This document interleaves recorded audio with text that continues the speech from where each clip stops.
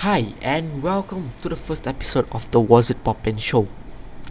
So, the first movie we're gonna be talking today is the latest Netflix blockbuster that was released, which was called The Addams Project.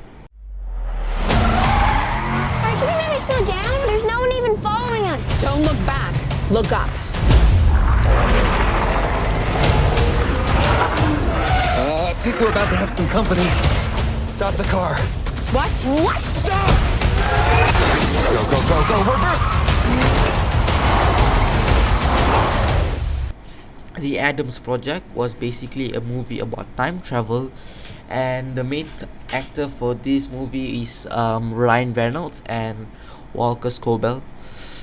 And we also had Jennifer Garner, Zoe Saldana, and Mark Ruffalo in it. So this movie is about basically Adam Reed, that comes from the future trying to save time travel, which was founded by his own father.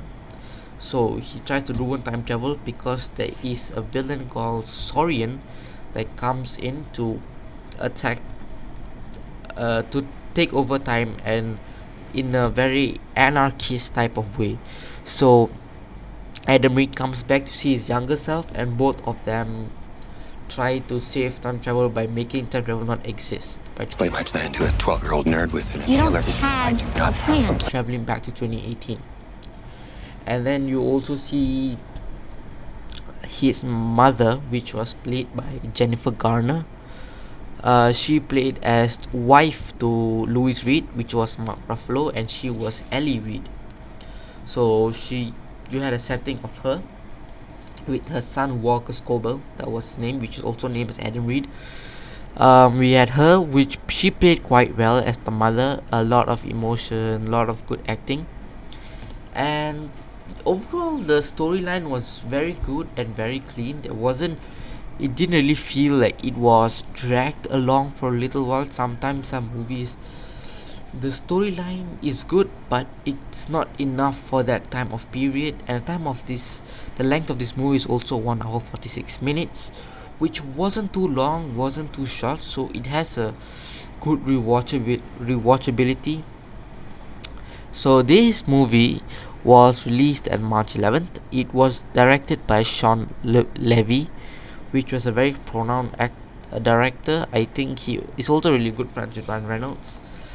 And the obviously it was a Netflix special, and the budget for this movie is $116 million. That's a lot of money, but I'm pretty sure they kind of made all the money back because it was a blockbuster number one on Netflix for quite a while, so I think they definitely made their money well. So the theme of this movie was very it had a lot of emotions in it. There was some sad scenes, happy scenes, a lot of action sequence were quite clean.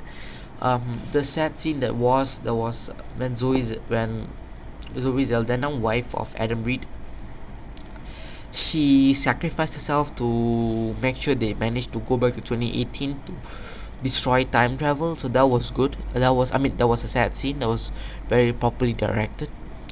Then you also have the ending, which is the happy scene, that Adam Reed was very angry because in the future his father is not alive. Therefore, they have to come back to destroy time travel. So the father couldn't had those memories of a father and child with him. So at the end, they managed to play catch, and both of them eventually returned to their own timeline, which was good. The villain in this movie, that was Saurian, that was the name, and she had her own company and all. It was played by Catherine Keener. This villain was it was a decent villain. She was quite ruthless and all. When the future Saurian came back to the past Saurian.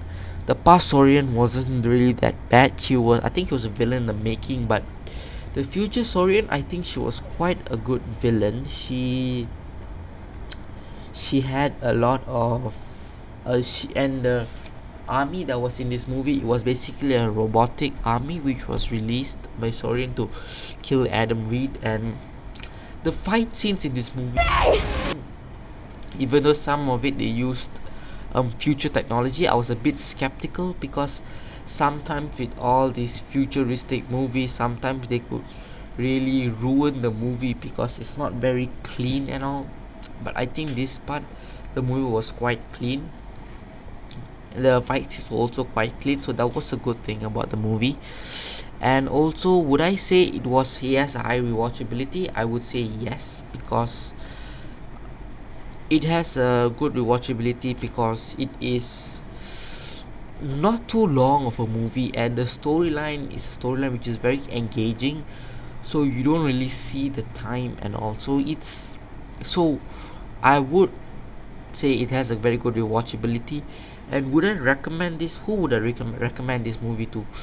I would say that it could be watched by the family, but for the family, it did have some explicit words, but it was a very small part of it. Like, it was a one or two words, but I think it should be fun. I think it could be a family movie. It would be mostly for teenagers. I feel like I would recommend it. If you don't like action movies, I wouldn't recommend the movie, because it has a lot of action scenes which are very good. But I would say, yeah, it could be a family movie or like a movie for teenagers. I think a lot of action. Yeah, I wouldn't recommend it to old people or people who don't really like action scenes. And what would I rate this movie? I would rate this movie a solid 7.9 on the Poppin meter. Okay, there you have it, folks. It is a solid 7.9. So yeah, that was the Adams Project. So that is it for the review today. Hope you enjoyed the review today. And you can check it. You can check the Adams Project. It is only available on Netflix. So I would highly recommend you to watch it. And till the next one, and peace.